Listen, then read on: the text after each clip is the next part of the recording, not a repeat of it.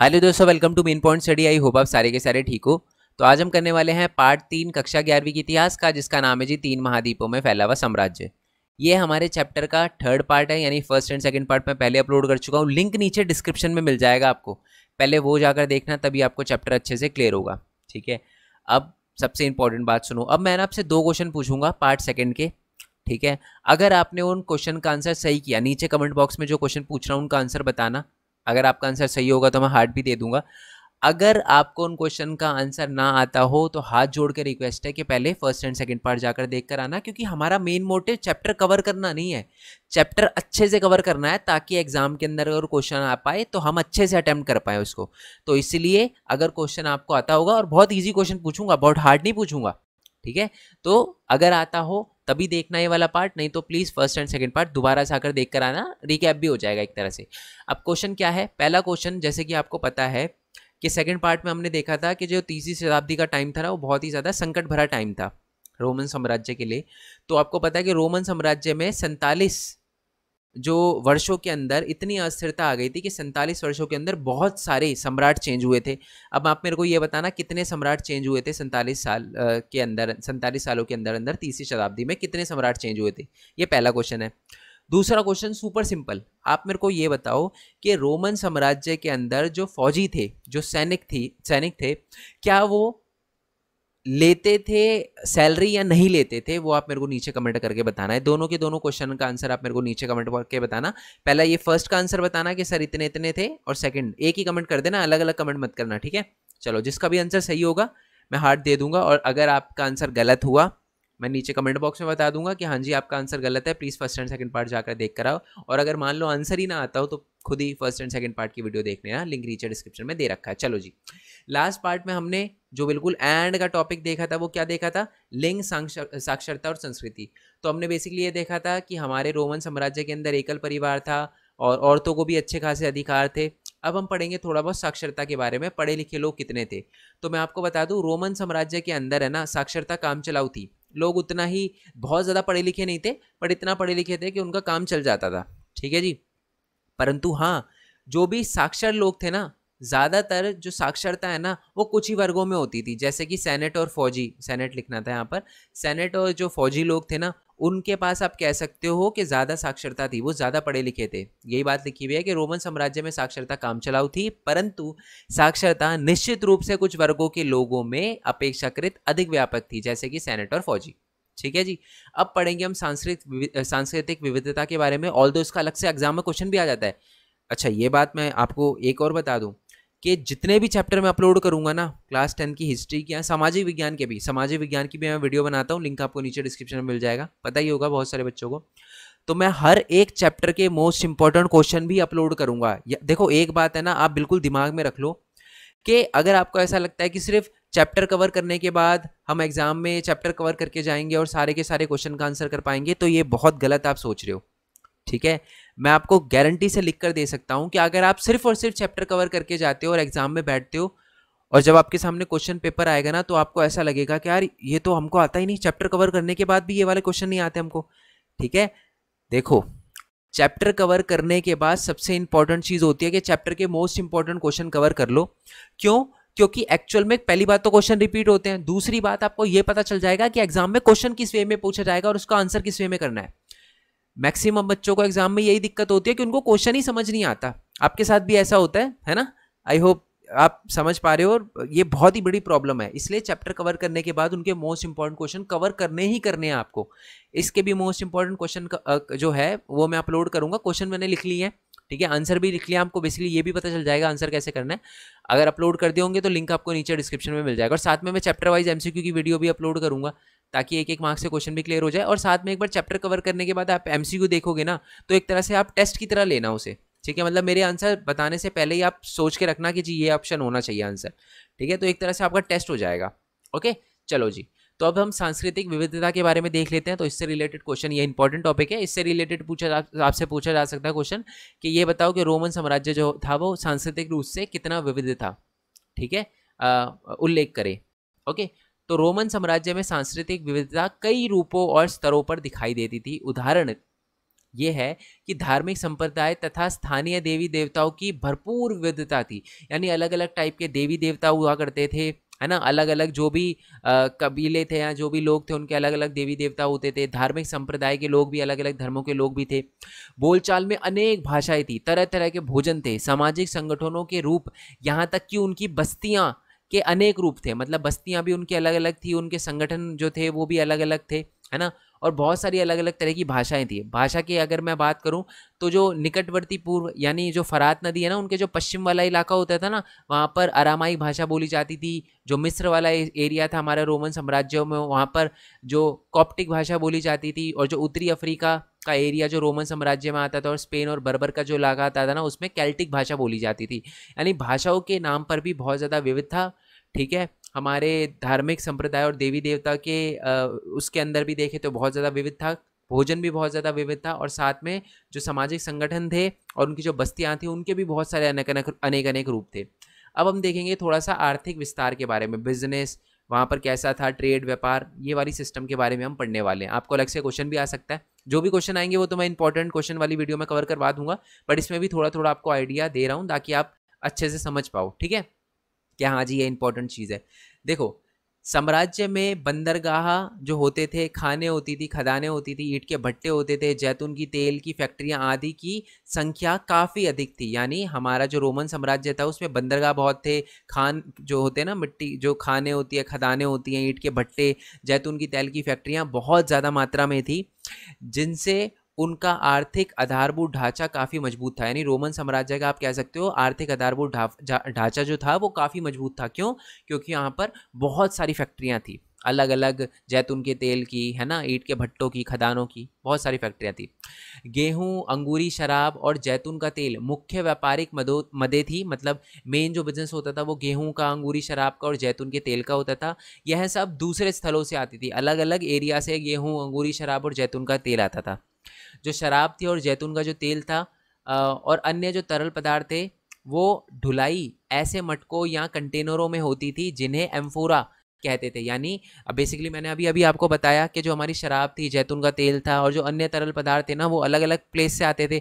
किस में आते थे? तो वो जी आते थे एम्फोरा में। किस में आते थे? एम्फोरा होता था, यानी उन कंटेनर को एम्फोरा कहा जाता था। और मैं आपको बता दूं, एक जगह है जिसका नाम है मोंटी टेस्टेकियो। वहां पर है ना एम्फोरा के बहुत सारे टुकड़े मिले हैं, है ना, जिससे हमें पता चलता है हाँ जी एम्फोरा का बहुत बड़े लेवल पे यूज़ किया जाता था और बहुत बड़े लेवल पे अलग अलग जगह से शराब और जैतून का तेल और अन्य तरल पदार्थ आते थे, है ना। क्योंकि बेसिकली ये जो एम्फोरा उनके अंदर यही तो होता था, शराब और जैतून के तेल वगैरह ही तो होते थे। ओके जी। और स्पेन में जैतून का तेल निकालने का उद्यम चरमोत्कर्ष पर था। मतलब मैं आपको बता दूं, स्पेन में जो है ना जैतून के तेल निकालने की जो फैक्ट्री आती ना, सबसे बढ़िया बिजनेस आप कह सकते हो हमारे उस टाइम में स्पेन के अंदर जैतून को के तेल निकालने की जो इंडस्ट्री थी ना, वो सबसे ज़्यादा बड़ी थी। उस समय स्पेन में उत्पादित जैतून का तेल मुख्य रूप से ऐसे कंटेनरों में ले जाया जाता था जिन्हें ड्रेसल 20 कहते थे। ये बहुत इंपॉर्टेंट है, आपसे अलग से एग्जाम में क्वेश्चन भी पूछा जा सकता है 2 नंबर का, कि ड्रेसल 20 क्या है। तो स्पेन में उस समय के अंदर, रोमन साम्राज्य के अंदर, स्पेन के अंदर जैतून के तेल का मुख्य उद्यम बिल्कुल चरमोत्तर पर था। और उस समय ना स्पेन से अलग अलग एरिया के अंदर जैतून का तेल भेजने के लिए अलग अलग कंटेनरों का प्रयोग किया जाता था, जिनको ड्रेसल 20 कहते थे। एम्फोरा का यूज़ भी होता था, बट अगर स्पेन में मुख्यतः बात करें ना तो ड्रेसल 20 का यूज़ होता था। अब सर ये ड्रेसल 20 तो बहुत ही ज़्यादा एक मतलब एक तरह से फैशनेबल नाम लग रहा है, ये किसने रखा? तो मैं आपको बता दूं, ये जो हमारा ड्रेसल 20 ना, इसका नाम एक आप कह सकते हो पुरातत्वविद पे पड़ा है जिसका नाम था हेनरी ड्रेसल, उसी ने इसको ढूंढा था। ठीक है, तो इसका यह नाम जो है वो हेनरिक ड्रेसल नामक पुरातत्वविद के नाम पर ही आधारित है, जिसने इस किस्म के कंटेनरों के रूप सुनिश्चित किया था। ठीक है, ये थोड़े से आप कह सकते हो कि हमारे एम्फोरा से थोड़े से अलग होते थे। ठीक है, ड्रेसल 20 अनेक उत्खनन स्थलों पर पाए गए हैं, जिससे ऐसा प्रतीत होता है कि स्पेन का जैतून के तेल का व्यापक प्रसार था। मतलब बहुत बड़े लेवल पे एक तरह से आप कह सकते हो स्पेन में जैतून का तेल वगैरह निकाला जाता था और अलग अलग एरिया में भेजा जाता था। ओके, अब हम कुछ इंपॉर्टेंट क्षेत्र देखेंगे। ठीक है, या इसमें है ना अलग से 1 मार्क्स का क्वेश्चन पक्का बन सकता है कि अलग अलग जगहों पर अलग अलग कौन कौन से जो क्षेत्र थे वो किस किस चीज़ के लिए बहुत ज़्यादा मशहूर थे। तो मैं आपको बता दूं, सबसे बढ़िया किस्म की जो अंगूरी शराब थी ना, वो कैंपेनिया से आती थी। कहाँ से आती थी? कैंपेनिया से आती थी। और जो सिसिली और जो बाइजैकियम रोम था ना, को भारी मात्रा में गेहूं निर्यात करते थे। यानी अगर सिसिली सिसिली इटली का आइलैंड है, ठीक है, और जो बाइजैकियम था ये रोम को है ना बहुत भारी मात्रा में गेहूं वगैरह निर्यात करते थे। यानी ये अपने गेहूं वगैरह के लिए मशहूर थे, सिसिली और बाइजैकियम। और जो हमारा जो गैलीली है ना, वो हमारे गहन खेती के लिए बहुत ज़्यादा मशहूर था। वहाँ पर गहन खेती की जाती थी, तो इसके लिए बहुत ज़्यादा इंपॉर्टेंट प्लेस माना जाता था। अब आप मेरे को नीचे कमेंट बॉक्स में बताना कि गहन खेती क्या होता है। अगर नहीं पता तो कोई दिक्कत नहीं है वैसे तो, बट पता होना चाहिए। अगर आपको पता है तो थोड़ा सा आप गूगल सर्च करके देखना, आपको पता चल जाएगा गहन कृषि क्या है। आपने 10th में भी पढ़ा था बेसिकली, है ना, इसलिए ही पूछ रहा हूँ मैं आपको। अब चलो मैं बता दूंगा। अगर मैक्सिमम बच्चों ने आंसर सही दिया इस पार्ट में नीचे कमेंट बॉक्स में तो ठीक है, अगर गलत दिया ना तो मैं नेक्स्ट पार्ट में बता ही दूंगा, मतलब बता ही दूंगा अभी, ठीक है। स्पेन, और स्पेन जो था वो अभी अभी हमने देखा जैतून के तेल के लिए बहुत ज़्यादा मशहूर था, ठीक है। और दूसरी ओर जो रोम क्षेत्र था, रोम क्षेत्र के अनेक अनेक बड़े हिस्से बहुत कम उन्नत अवस्था में थे। जो बड़े बड़े क्षेत्र थे ना हमारे रोमन साम्राज्य में, वो आप कह सकते हो इतने ज़्यादा उन्नत नहीं थे। जैसे अगर मैं नुमीडिया की बात करूं, जो अल्जीरिया में पड़ता है, आज आज अल्जीरिया के अंदर है नुमीडिया, ठीक है, कि जो देहाती क्षेत्र थे वहाँ पर जो थे वो ऋतु प्रवास होता था। अब सर ऋतु प्रवास का क्या मतलब होता है? ऋतु चेंज होने की वजह से जब लोग एक जगह से दूसरी जगह जाते थे, मैं समझाता हूँ। जैसे देखो, कोई बंदा पहाड़ों पे रहता है, ऊंचे ऊंचे पहाड़ों पे रहता है। अब जब बर्फ़ पड़नी स्टार्ट हो जाती है पहाड़ों पर, तो वो पहाड़ों से नीचे आ जाता है। तो यानी जहाँ वहाँ पर ठंड का टाइम आ जाता है, ठंड की ऋतु आ जाती है, ना शीत ऋतु आ जाती है, तो वो नीचे की तरफ आना शुरू कर देते हैं। फिर गर्म जब मौसम आता है, ग्रीष्म ऋतु आती है, तो वो ऊपर की तरफ दोबारा जाना शुरू कर देते हैं, ठीक है। क्यों? अच्छा, वो नीचे क्यों आते हैं? क्योंकि बर्फ़ जम जाती है, उनके जानवरों को खाना वगैरह नहीं मिलता, चारा वगैरह नहीं मिलता, तो वापस वो नीचे आ जाते हैं। जब ऊपर बर्फ़ छटने लगती है और घास निकलने लगती है, दिखने लगती है, तो वो दोबारा ऊपर चले जाते हैं। तो इसी चीज़ को कहते हैं ऋतु प्रवास। तो यही लिखा है कि अल्जीरिया में, यानी हमारे जो निमूडिया के जो देहाती क्षेत्र में थे ना, वो ऋतु प्रवास व्यापक पैमाने पे होता था।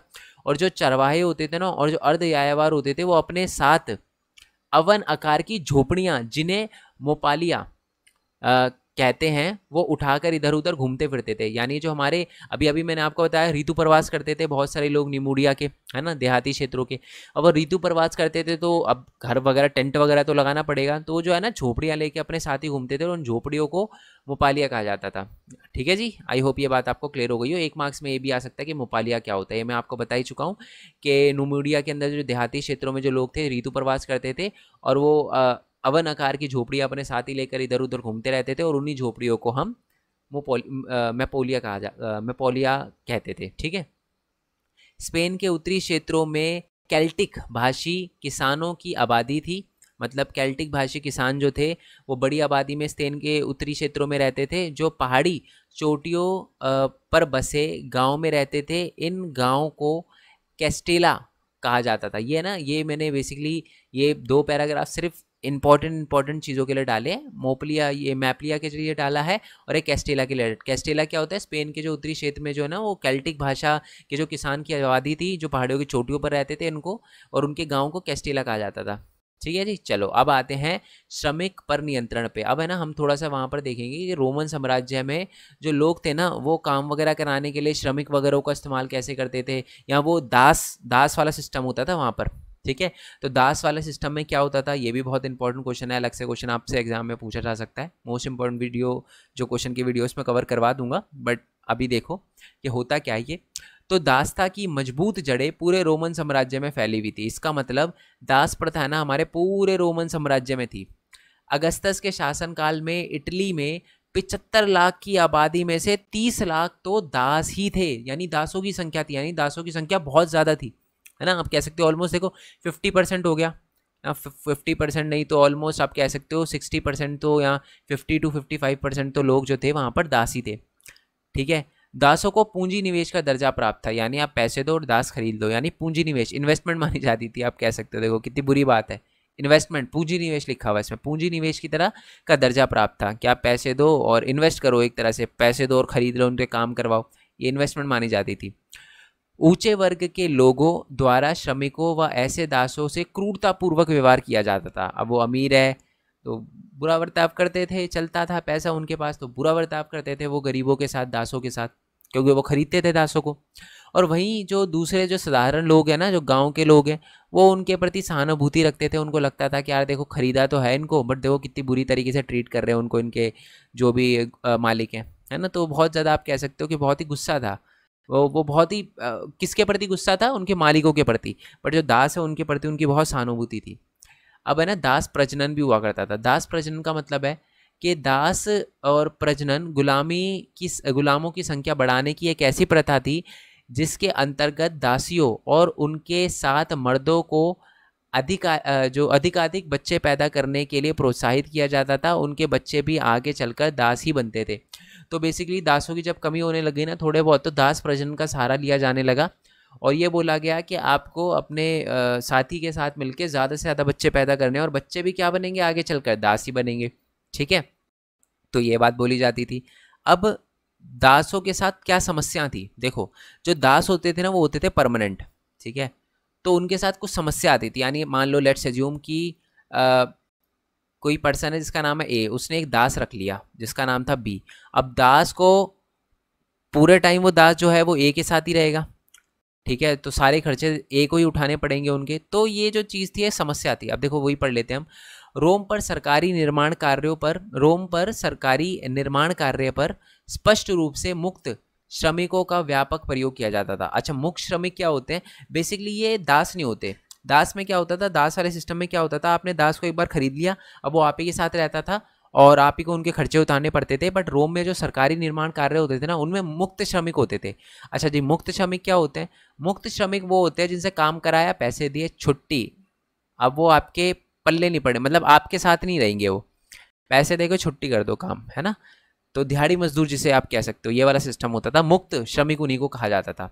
अच्छा, इसलिए अच्छा क्यों होता था सरकारी निर्माण कार्यों में मुक्त श्रमिकों का प्रयोग? क्यों होता था? क्योंकि दास श्रम का बहुतायत प्रयोग बहुत ही ज़्यादा महंगा पड़ता था। आप सोचो, अगर कोई सरकारी काम के लिए अगर दासों को रखा जाए तो पूरे साल बैठा के खिलाना पड़ता था, बहुत डिफिकल्ट हो जाता था।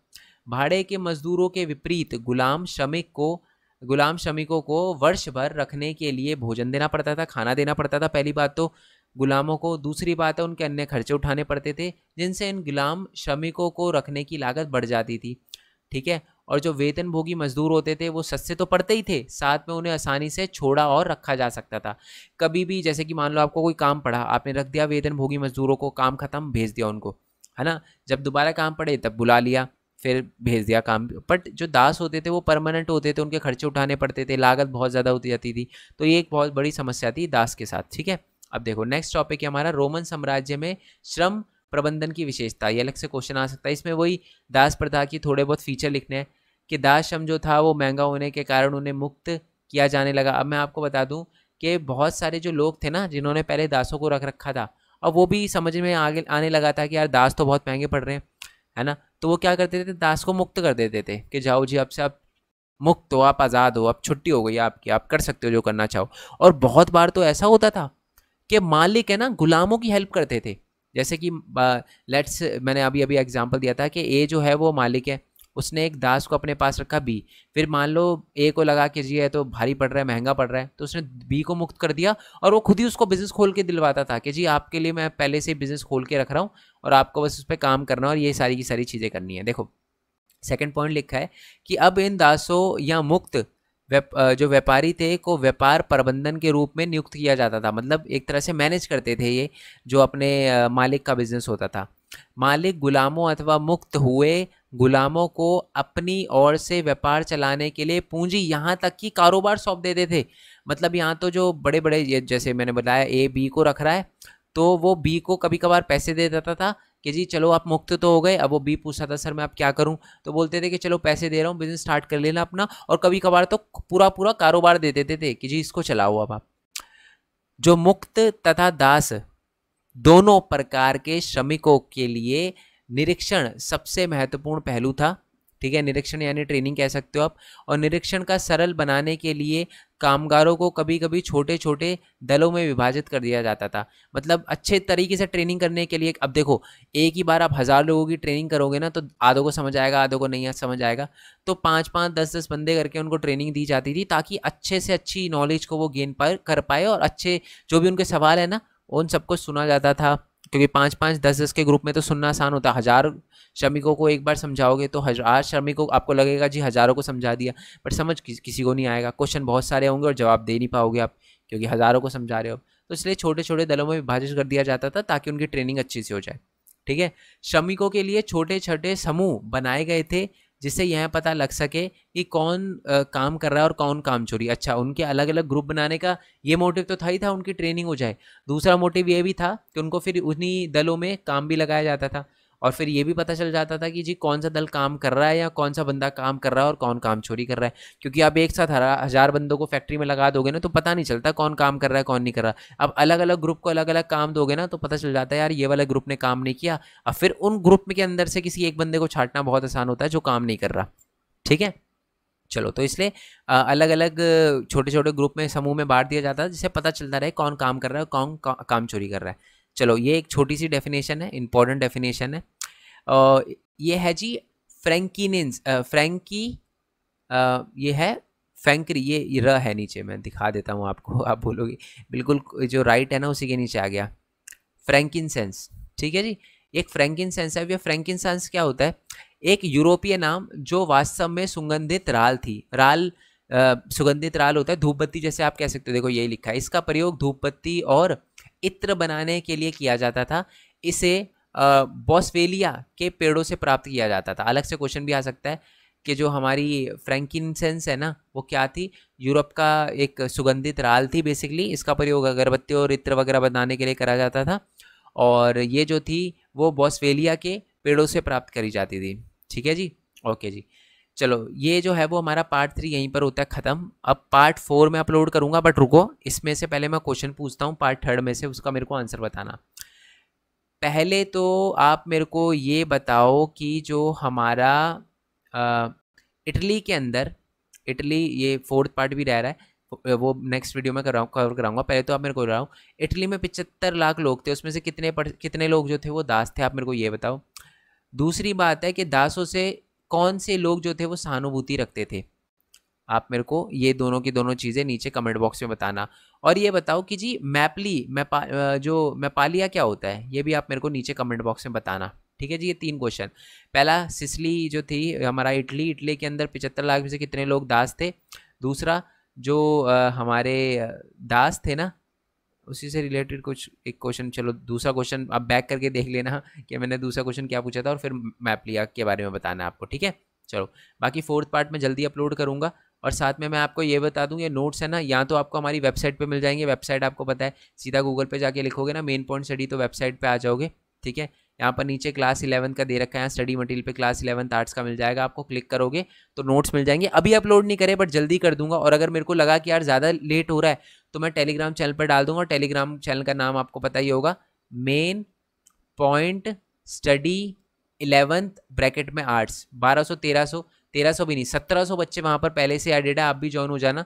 जो भी इंपॉर्टेंट क्वेश्चन होते हैं, इंपॉर्टेंट अपडेट होती है, या कुछ ऐसी चीज़ें होती है जो मेरे को लगता है यार इसकी पूरी वीडियो बनाने की ज़रूरत नहीं है, ये तो वो क्वेश्चन मैं डायरेक्टली ही वहीं पर डाल देता हूँ। जो इंपॉर्टेंट होते हैं और बिल्कुल जल्दबाजी में मेरे को बताने होते हैं, है ना, जैसे आपका मान लो कल एग्जाम है तो कुछ इंपॉर्टेंट चीज़ें बतानी होगी तो मैं वहीं पर टेलीग्राम पर डायरेक्टली डाल दूंगा अगर मेरे को लगता है कि वीडियो बनाने में टाइम लगेगा तो। ठीक है, और बाकी ये वेबसाइट है तो यार वेबसाइट पे आओगे, कंट्रीब्यूटर्स का बटन भी दे रखा है। ठीक है, मैं अभी तो नोट्स फ्री में दे रहा हूँ जैसे कि आपको पता है, और मैं नहीं चाहता कि मैं नोट्स कभी भी पेड करूँ। आपको पता है बहुत सारे लोग जो है नोट्स को पेड देते हैं, बट मैं फ्री देना चाहता हूँ। ऑल्दो हैंड रिटन बनाने में ज़्यादा टाइम लगता है, बट मैं पेड इसलिए दे रहा हूँ ताकि ज़्यादा से ज़्यादा बच्चों की हेल्प हो पाए। ठीक है, और आप भी चाहते हो ज़्यादा से ज़्यादा बच्चों की हेल्प हो पाए तो कॉन्ट्रीब्यूट ज़रूर करो, पेटीएम पे या जैसे भी हो सके। ठीक है, अलग अलग ऑप्शन दे रखे हैं, QR कोड दे रखा है। देखो आप कितना अमाउंट से फ़र्क नहीं पड़ता कि कितनी छोटी अमाउंट है कितनी बड़ी अमाउंट है, बट जब आप सपोर्ट करते हो ना तब लगता है कि हाँ यार बच्चे मेरे पीछे हैं, वो जब इतना कर रहे हैं मेरे लिए तो मेरे को और ज़्यादा करना चाहिए। ठीक है, तो आप सपोर्ट ज़रूर करना, चाहे कितना छोटा हो कितना बड़ा हो, उससे मैटर नहीं करता, क्योंकि आप जब सपोर्ट करते हो तब लगता है कि हाँ यार मेरे को भी अपना बेस्ट देना है। ठीक है, और बाकी मैं आपको बता दूं हमारा एक डिफरेंट चैनल है, मेन पॉइंट स्टडी। अभी तक सब्सक्राइब नहीं किया तो कर देना। ठीक है, ऐसे करके, और बेल आइकन दबा देना ताकि जो मैं वीडियो डालूँ ना बिल्कुल लेटेस्ट आपको अपडेट आ जाए, बिल्कुल उसी टाइम नोटिफिकेशन दबाओगे तभी आएगा। और साथ में हमारा मेन पॉइंट टेक का चैनल है, सबसे इंपॉर्टेंट चैनल है, क्योंकि इस पर मैं ये बताता हूँ स्टूडेंट अर्न कैसे कर सकता है, पैसे कैसे कमा सकता है। बहुत सारे बच्चे मेरे से पूछते हैं कि सर हम क्लास 11 में हो गए हैं, पैसे कैसे कमा सकते हैं हम। देखो जॉब तो नहीं कर सकते, बट आप ऑनलाइन कैसे अर्न कर सकते हो उसके लिए सबसे ज़्यादा इम्पोर्टेंट वीडियो जो है वो आपको यही मिलेगी। ठीक है, मैं इस पर ये बताता रहता हूँ कि आप यूट्यूब पे एनिमेशन वीडियो बनाकर, क्योंकि बहुत सारे लोग जो हैं वो बच्चे जो हैं अपना फेस नहीं दिखाना चाहते, तो यूट्यूब पे एनिमेशन वीडियो बना के आप कैसे अर्न कर सकते हो। आप यूट्यूब पर दूसरे की वीडियो कॉपी करके कैसे अर्न कर सकते हो। ठीक है, आप यूट्यूब से मंथली कितना अर्न कर सकते हो। ओके, एंड ये भी बहुत सारी चीज़ें बता रखी है यूट्यूब एसईओ के बारे में, वेबसाइट से अर्निंग होती है नहीं होती, या फ्री में आप वेबसाइट भी कैसे बना सकते हो। ठीक है, और जोमेटो से मैंने 1 घंटे के अंदर 9,000 रुपये कैसे अर्न किए, और ये बिल्कुल एक्चुअल फैक्ट है, कैसे अर्न किए ये आपको वीडियो देखोगे पता चल जाएगा। तो ऐसी सारी की सारी चीज़ें मैं बताते रहता हूँ। ठीक है, तो चैनल को सब्सक्राइब कर लेना। ओके, एंड कोई अगर डाउट वगैरह हो इस पार्ट से रिलेटेड या किसी भी पार्ट से रिलेटेड तो मेरे से नीचे कमेंट बॉक्स में पूछ लेना।